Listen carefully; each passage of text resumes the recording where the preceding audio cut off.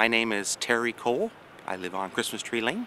We moved to Fresno about 1978 and then moved here in 1990. So this is our 16th year.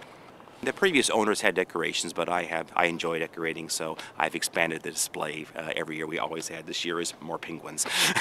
It all began in 1920, and we do mark the first tree decorated down, which is towards the lower section of the lane. In that year, a farming family had an accident, and their son died. So they decorated one tree to identify the son's memorial for that year. And at that time, the trees were like 6-7 feet tall, but that was the single tree just to decorate for him. Next year, they did it again, and a few neighbors joined in, and then within 5 years they had one block of trees, and it just kept growing from there. So every year for the last 86 years is now up to 2 miles in length with over 300 trees.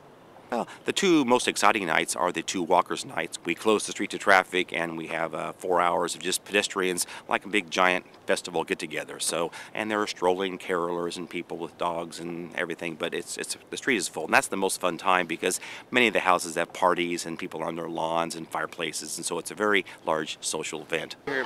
2 years ago we heard about it. I wanted to know where the best lights were for Christmas, and I heard about Christmas tree lanes.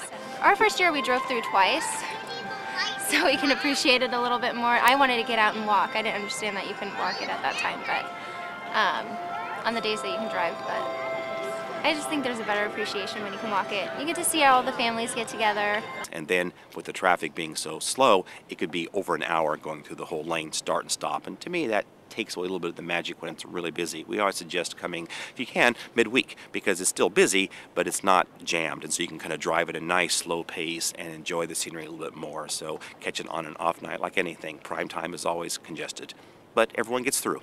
It's a great Fresno event, and nowadays, cities don't have that many social events in the first place, and I think we're one of the longest running holiday events that we know of in the nation. 86 years is a long time to keep anything going.